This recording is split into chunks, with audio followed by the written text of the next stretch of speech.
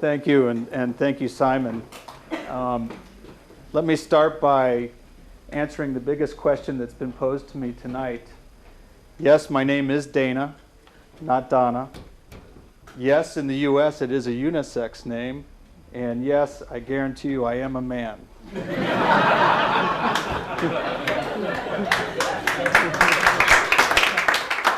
Yeah. I lived in London for a year, and in the first year, meetings were hell. Every meeting I came into, I had shocked looks on their face. They were expecting Donna. What I would like to accomplish tonight is really three things. I want to tell you just a little bit about my journey that leads me to this platform and to the TED Talk tonight. I want to tell you a little bit about the why of our idea and why we think it's worth sharing to you all tonight. And I hope maybe along the way, some of you will be inspired to give back and make a difference in maybe a new way.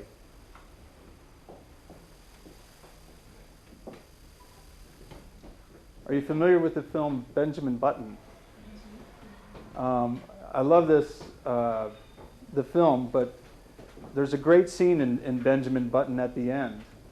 And it's a scene where, well, first of all, Benjamin Button, if you're not familiar, is a man who's born into his 80s and ages backwards, which makes for an interesting journey in life.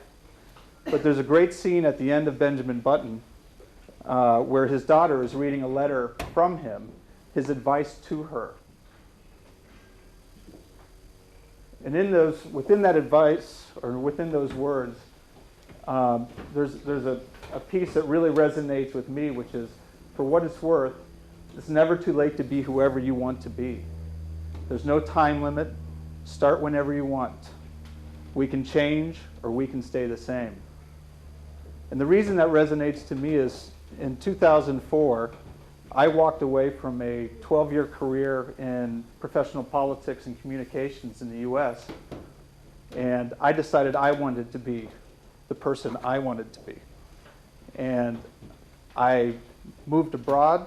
I shut down my business. I moved abroad, and I met, through this process, a young and inspired CEO, and we began the journey working together to build a new model or a new way of delivering nonprofit support.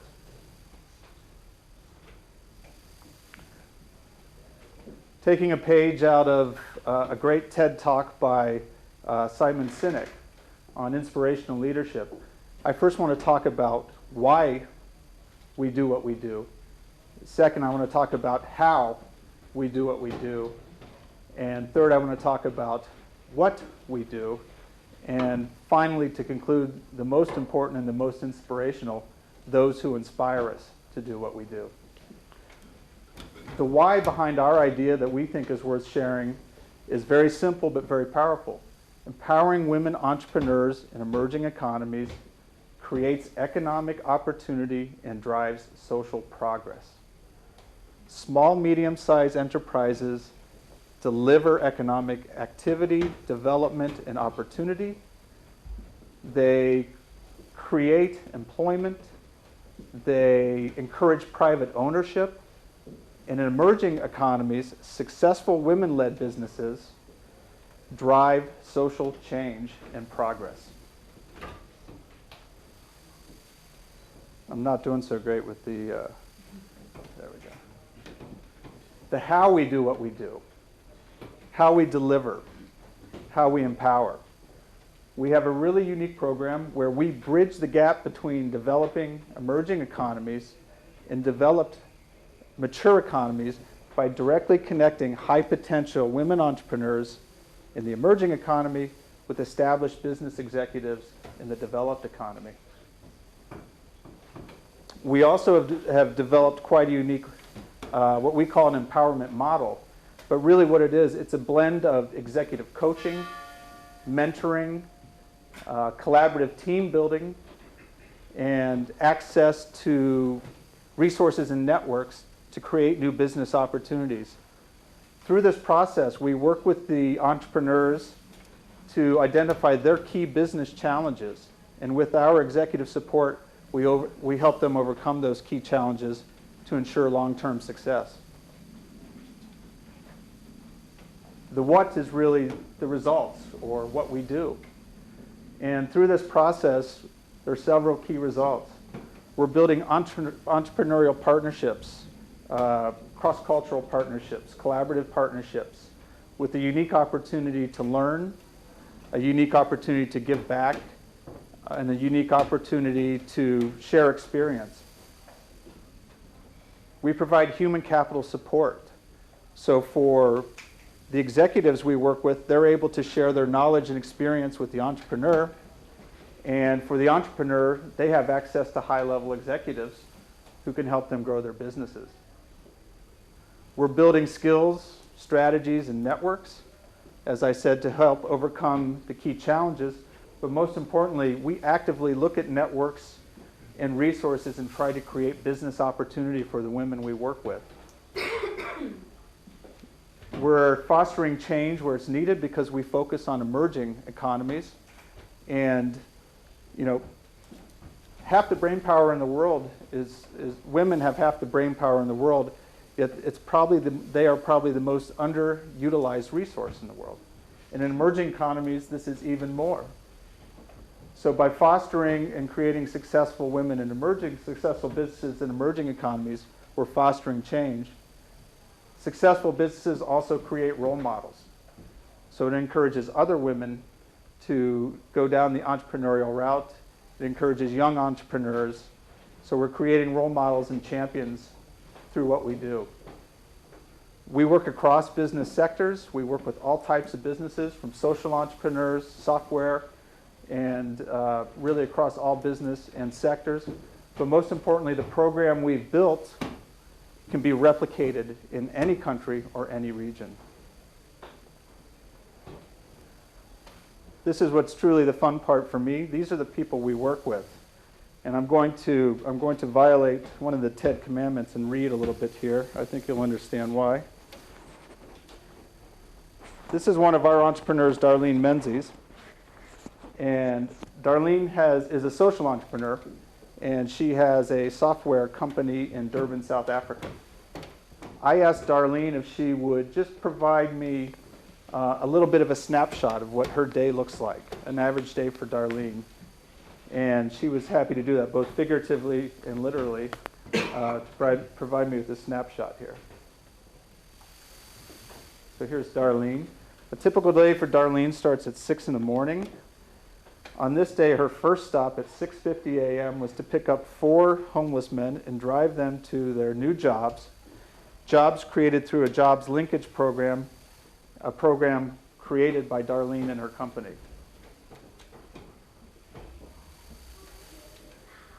The manager of the program, named Michael, is a man that Darlene met on the streets in Durban, South Africa.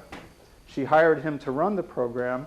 They met through a food for homeless program that Darlene created.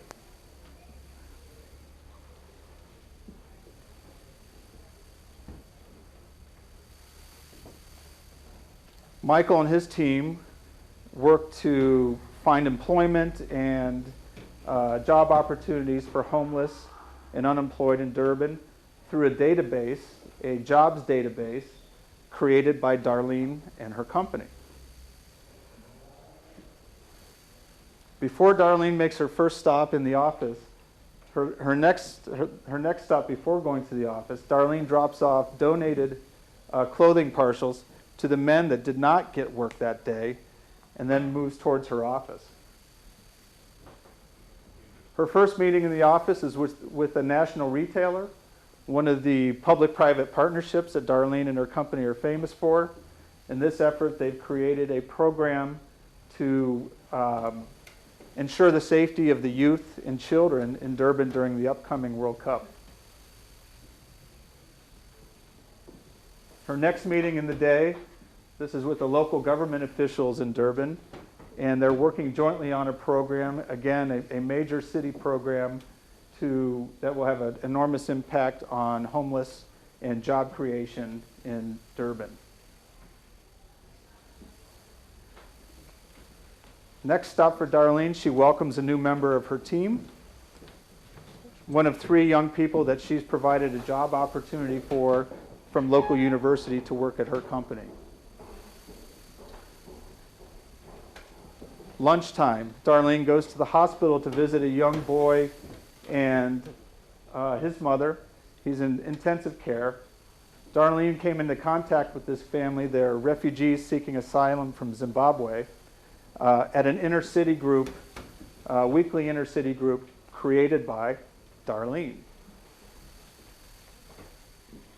Her final stop, this is 2 o'clock in the afternoon. I think you all get the picture by now, but her final meeting at 2 for this case is with the largest bank in South Africa, and she's presenting a new software product she has created, and the bank is evaluating buying this product, and the product is software for busy entrepreneurs who have very little savvy when it comes to accounting.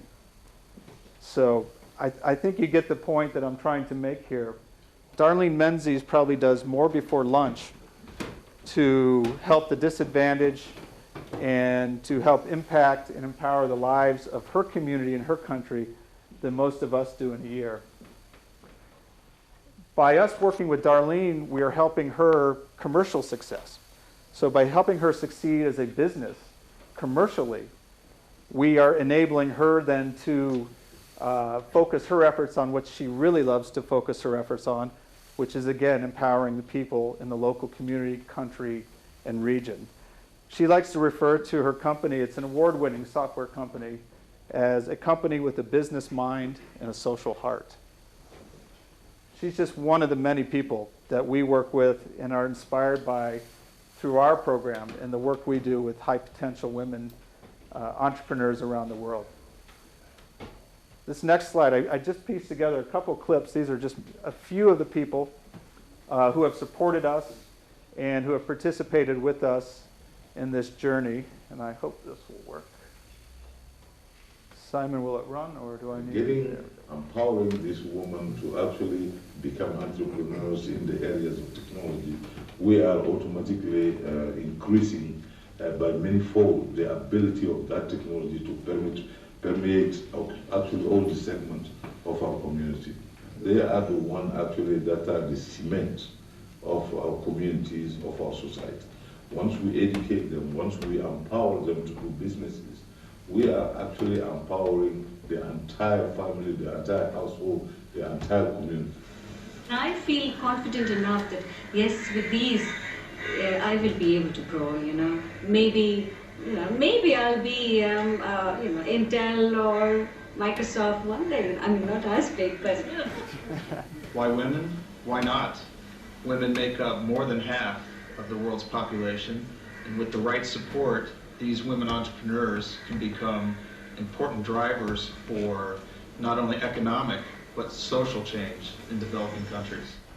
The biggest challenges I had with setting up the company was, of course, money, the financing, the banks, my age, the fact that I'm a woman, that wasn't very easy. Whenever I went to any office, any bank, I would hear, but you're a woman, how come you know about tube manufacturing? Why can't I know? Why is a guy better than me in knowing why polyethylene burns and what temperatures or what it does, how the printing works? I'm capable of understanding how you can print on a tube. I don't need to be a guy to understand this, and I think many women have the same problem.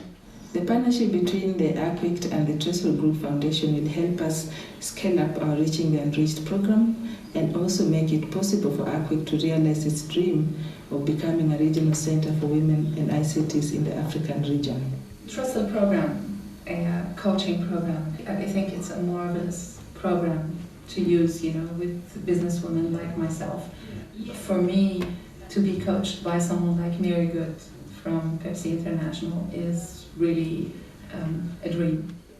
The center, in 3 words, is a glimpse of hope. It's a lifeline to a lot of women who are getting a second chance to pursue their dreams. I have a passion for empowering women, especially disadvantaged women. All they need is to be linked with resources and even to be mentored to be able to run their businesses the best way they can.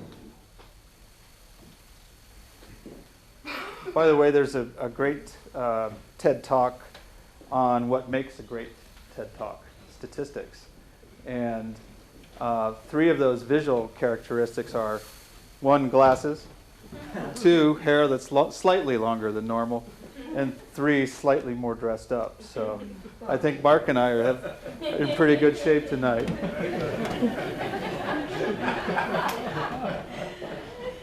So just to conclude, it's never too late to be who you want to be. It's never too late to change. If you're seeking more, if you want to give more, if you're dissatisfied, don't be afraid to change. I did it, and it led me here this evening and led me on this journey. Secondly, empowering women entrepreneurs in emerging economies generates economic activity and drives social progress, full stop, period. It works. And finally, don't ever underestimate the value of what you have to offer. You don't need to leave your family and move away for 6 months and go to a faraway place. Your knowledge, your experience can be invaluable to someone on the other side who's just waiting like a sponge to suck it up. Mission accomplished. I leave it to the rest of you. Thank you.